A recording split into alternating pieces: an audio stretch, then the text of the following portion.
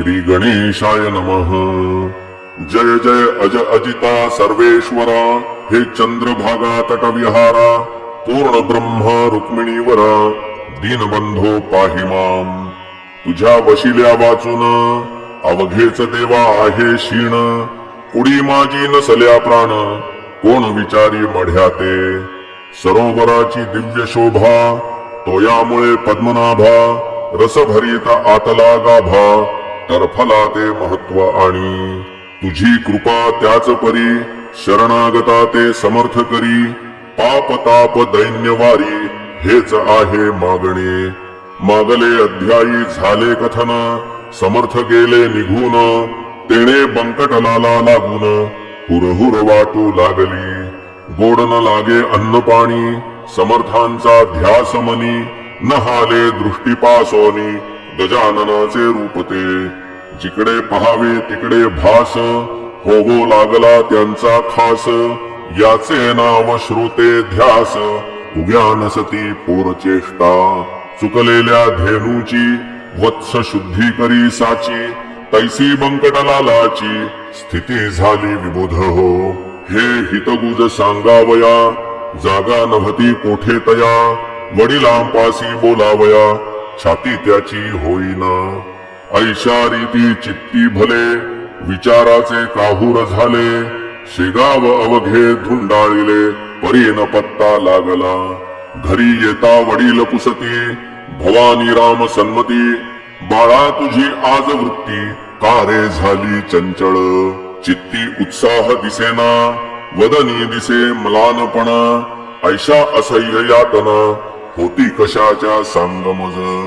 तू पोऱ्या तरण जवान, नाही कशाची तुला वाण, ऐसे साच असोन, चिंता तूर दिसतोसी। किंवा शरीरी काही व्याधी, होतसे ती सांग आधी, चोरून पुत्र ठेवीन कधी, गोष्ट कोणती पित्याला।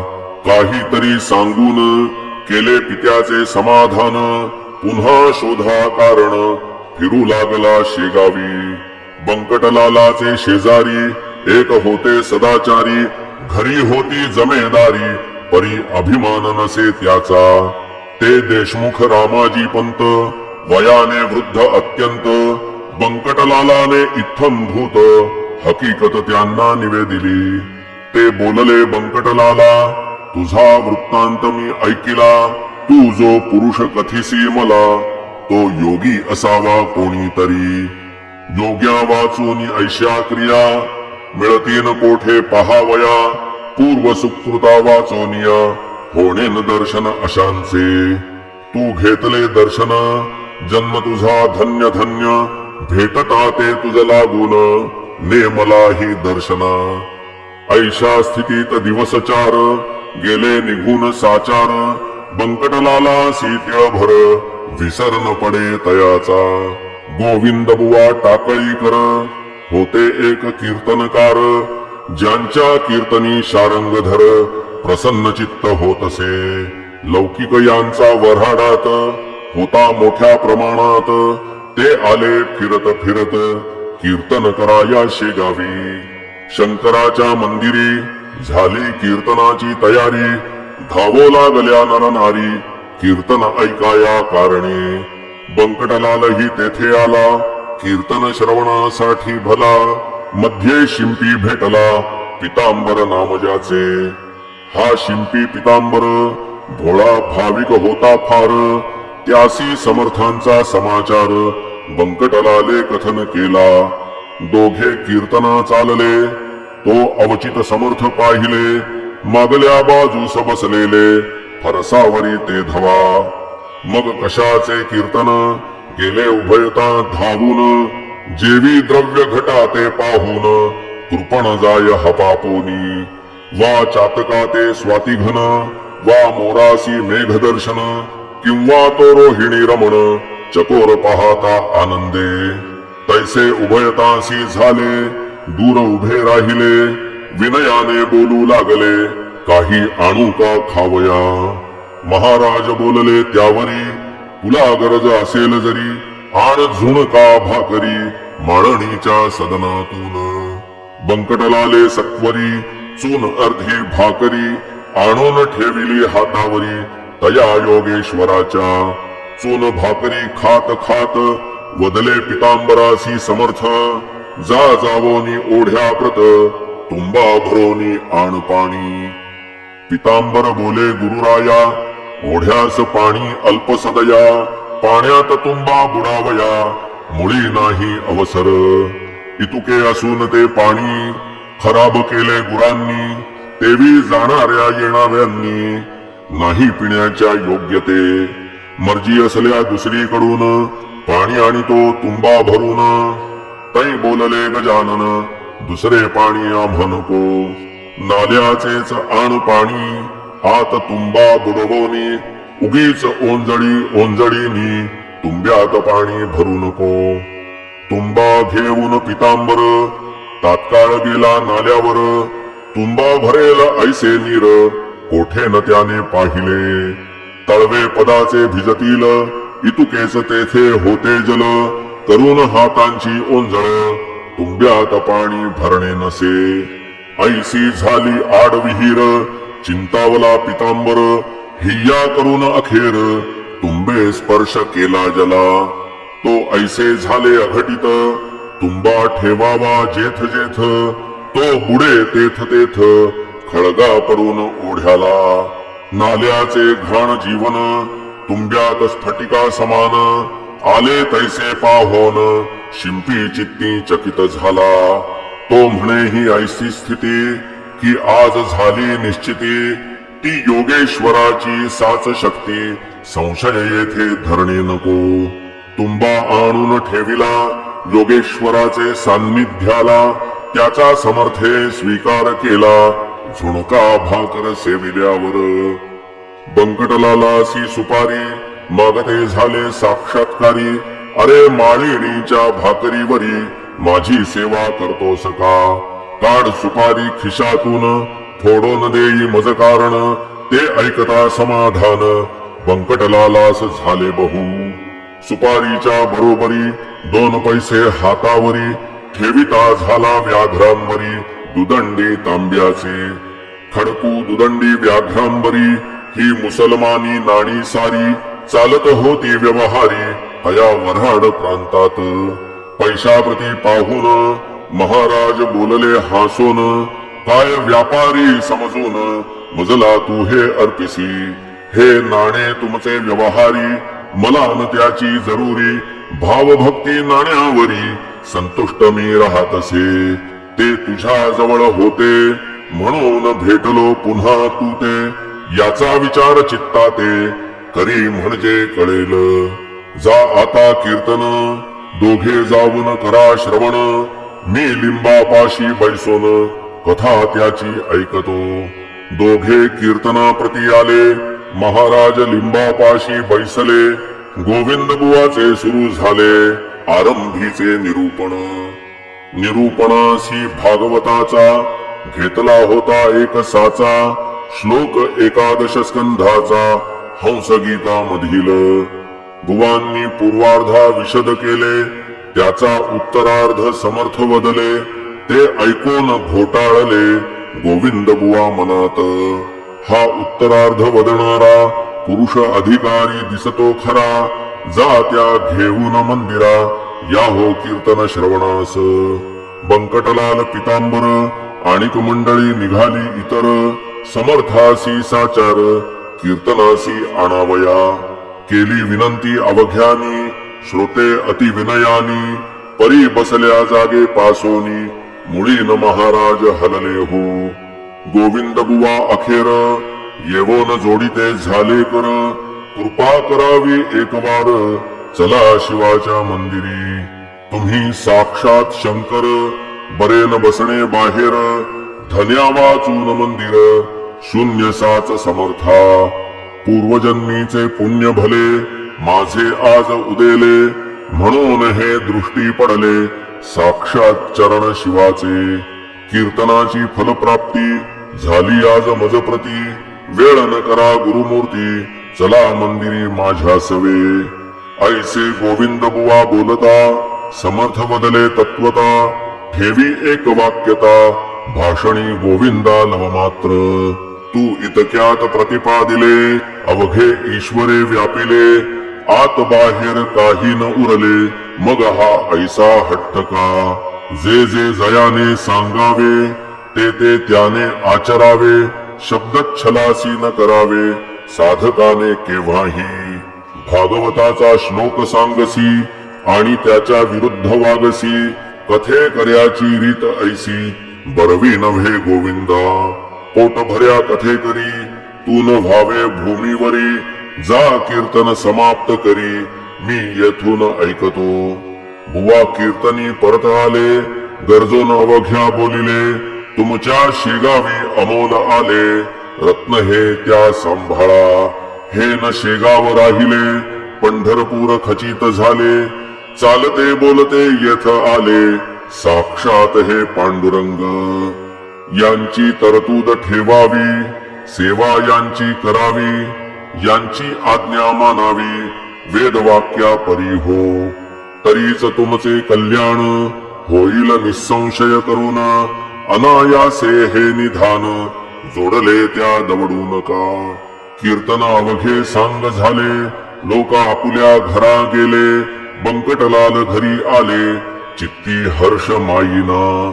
आपुल्या सन्माननीय पित्यासी हकीकत कथिली प्रेमेसी. बाबा आपुल्या घरासी गजानन आणा हो. पुत्राने जे कथन केले ते भवानी रामे ऐकिले. आणि प्रेमे ऐसे वदले तूच ये त्या घेऊन. पित्याची मिळाली संमती बंकटलाल हर्षे अति. म्हणे कधी भेटेल गुरुमूर्ती मजला सदनी आणावया. पुढे माणिक चौकात चौथे दिवशी सद्गुरुनाथ भेटले बंकटलाला प्रत. अस्तमानाचे समयाला दिनपती असता गेला. इकडे बोध सूर्य उदेला माणिक चौक प्राचीला. बंकटलालाच्या भाग्याने गुराखी घेऊन धेनुस येऊ लागले ग्रामास. समर्थांच्या आसपास गायी जमू लागल्या. त्या वाटले नंदसुत आला येथे साक्षात. वृक्षावरी करीतात पक्षी किलकिलाट आनंदे. दिवाबत्तीची तयारी दुकानदार करीती खरी. अशा वेळी आला घरी घेऊन बंकट महाराजा. पित्याने मूर्ती पाहता क्षणी अति आनंद झाला मनी. नमन साष्टांग केले चरणी पाटावरी बैसविले. आणि विनविले जोडून हात काही भोजन करा येथ. तुम्ही साक्षात पार्वतीकांत प्रदोष वेळी आलाया. शिव आराधन प्रदोष काली घडेल तो भाग्यशाली. ऐशी आहे ऐकिली स्कंद पुराणी गोष्ट म्या. ऐसे म्हणून आणिले बिल्वपत्र तात्काळ भले. समर्थांच्या ठेविले परमभक्तीने मस्तकी. करा येथे भोजन ऐसे गेलो बोलून. परी स्वयंपाका कारण अवधी आहे काहीसा. स्वयंपाक होईपर्यंत हे न थांबले जरी येथ. तरी प्रदोष काली पार्वतीकांत गेला उपासी घरातूनी. त्यास करू कैसी तोड ऐसे संकट पडले जड. जनसमुदाय प्रचंड जमला मौज पहावया. विचार केला अखेरी दुपारच्या पुऱ्या आहेत घरी. त्याच ठेवोनी तबकांतरी पुढे ठेवू समर्थांच्या. ते अवघेच जाणती कपट नाही माझ्या चित्ती. भावे भेटतो उमापती ऐसा आहे सिद्धांत. मी शिळे आवर्जून यास घालीत नाही अन्न. शिवाय पक्क्या रसोई कारण शिळे म्हणणे उचित नसे. चिंतिल्याप्रमाणे तयारी तात्काळ त्याने केली खरी. आणून ठेविले समोरी तबक एक समर्थांच्या. पुऱ्या बदाम खारका केळी मोसंबी मुळे देखा. भाला प्रती लाविला बुक्का कंठी घातिला पुष्पहार. गुरुमूर्ती प्रसन्न चित्ते अवघे झाले सेविते. जे जे पडेल पात्राते ते खाती भराभर. उदरी सुमारे 3 शेर अन्न साठविले साचार. तेथेच राहिले रात्रभर श्री गजानन महाराज. बंकटलाले दुसरे दिवशी मंगल स्नान समर्थांसी घातले असे अतिहर्षी तो न थाट वर्णवे घागरे सुमारे 100 उष्णोदकाच्या साचार पाणी घालती नारी नर मन मानेल ऐशारीती कुणी शिके काई लाविती कुणी साबण घेऊन हाती समर्थांचे घासीती पदकमळ आवडीने कोणी दवना कोणी हिना कोणी चमेली तेल जाणा कोणी बेलियाच्या मर्दना करू लागले निज हस्ते अंगराग नाना परी त्यांचे वर्णन कोण करी बंकटलालाची या घरी उणे नव्हते कशाचे ते स्नानविधी संपला पितांबर तो नेसविला अतिसन्माने बैसविला योगी राज गादीवरी भाली गंध केशरी गळ्यात हार नाना परी कोणी तुळशी मंजरी वाहू लागले शिरावर नैवेद्य नाना परीचे झाले समर्थार्पण साचे भाग्य त्या बंकटलालाचे खचित आले उदयाला ते बंकटलालाचे घर झाले द्वारका साचार तया आदिनी सोमवार वार शिवाचा होता हो अवघ्या मंडळींनी आपुले मनोरथ ते पूर्ण केले एकमात्र त्यातून उरले इच्छाराम शेटजी हा चुलत बंधू बंकटाचा होता भाविक मनाचा भक्त असे शंकराचा त्यासी ऐसे वाटले आज आहे सोमवार मसी उपास साचार घरा प्रत्यक्ष शंकर चालते बोलते आलेच की त्यांची पूजा अस्तमानी यथा सांग करोनी करू पारणा ऐसी मनी इच्छा त्याने धरली असे तो झाला अस्तमान मावळलासे नारायण इच्छारामे केले स्नान प्रदोष वेळा लक्षुनी पूजा साहित्य घेऊन साधूचे का गजानन त्यांचे केले पूजन परम प्रेमे करोनी आणि विनंती केली वरी झाले आहे दुपारी आपुले ते भोजन जरी परी आता काही खावे आपण जेवल्या वाचून मी नाही घेणार अन्न आहे मजला उपोषण सोमवारचे गुरुराया अवघ्या भक्तांचा हेत पुरला माझा मात्र राहिला तो पाहिजे पुरविला तुम्ही कृपा करून जन कुतूहल दृष्टींनी पाहू लागले तया स्थानी इच्छा राम तो घेवोनी नैवेद्य आला परातीत आंबे मोहर तांदळाचा 2 मुदी भात साचा नानाविध पक्वान्नांचा थाट केला तयाने जिलबी राघवदास मोतीचूर करंजा अनारसे घीवर शाखांचे नाना प्रकार वर्णन करावे कोठवरी अगणित चटण्या कोशिंबिरी वाडगा दह्याचा शेजारी तुपाची ती वाटी खरी ओदनाच्या सव्य भागा 4 मनुष्यांचे अन्न ऐसा नैवेद्य परिपूर्ण समर्थां पुढे आणून ठेवला इच्छारामाने पाहोन त्या नैवेद्यासी महाराज बोलले आपणासी खातो खातो अहर्निशी ऐसे बोलसी गणप्या खा हे आता अवघे अन्न अघोर्या न करी अवमान पाहो आले अवघे जन तुझ्या अघोर वृत्तीला महाराज भोजना बैसले अन्न अवघे पार केले पात्री न काही ठेविले मीठ लिंबू तेही पहा आग्रहाचा प्रकार काय होतो अखेर हे दावण्या साचार कौतुक केले गुरुवरे खणाणून उलटी झाली खाल्ल्या अन्नाची ती भली ऐसीच गोष्ट होती केली श्री रामदासे एकदा खिरीची झाली वासना रामदासाची या मना तिची खोड मोडण्या जाण आकंठ खीर प्याले की उलटी होता परत ती भक्षू लागले सद्गुरुनाथ श्री रामदास स्वामी समर्थ वासनेसी जिंकावया तैसे लोकाग्रहाला घालावयासी शीघ्र आळा हा उलटीचा प्रकार केला अंगी बळ असुनिया सत्पुरुषाचे आचरण पुढील पिढीला साधन होते कराया संरक्षण निसर्गाच्या धर्माचे तेच समर्थे येथे केले लोकांलागी सुचविले आग्रह करणे न चांगले तो विपरीत फळ देई. असो उलटी झाल्यावरी जागा केली साफ सारी. नेवोन बैसविले पहिल्या परी स्नान घालून महाराजा. नरनारी दर्शने घेती महाराजांची आनंद वृत्ती. तो भजन करण्याप्रती दिंड्या आल्या दोन तेथे. आवाज ज्यांचे सुस्वर खडे पहाडी मनोहर. विठ्ठलाचा नाम गजर करू लागले आवडीने. इकडे महाराज आसनी होते ते वदले वदनी. भजनाची आमिषांनी गण गण गणात बोते. हेच सर्वदा त्यांचे भजन करीती टिचक्या वाजवून. ऐसा झाला आनंद जाण रात्रभरी ते ठाया.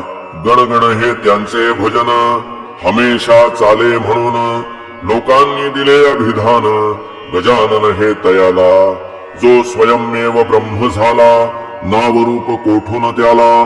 नामारूपांचा गलबला प्रकृतीच्या आश्रयास. अस्ति भाती प्रिया ठाई योगेश्वर निमग्न राही. त्या आनंदा न वर्णवे काही त्याची उपमा त्यालाच असे. आषाढीसी पंढरपूर वा सिंहस्थी गोदातीर वा कुंभमेळ्यासी साचार. गर्दी होते हरिद्वारी त्यापरी शेगावात. बंकटलालाच्या घरात लांब लांबून असंख्यात जन येती दर्शन. स्वामी समर्थ गजानन हेच विठ्ठल नारायण. निश्चय विटेस ठेवून पाय उभे राहिले.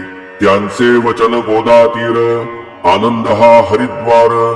गजबजले शेगाव नगर सदन राऊळ बंकटाचे. जो ब्रह्मपदा पोचला जात कोठून उरली त्याला. सूर्याची या प्रकाशाला अवघेच आहे सारखे. नित्य यात्रा नवी येई समाराधना होती पाही. त्या ते वाणिता शेषही थकून जाईल निसंशय.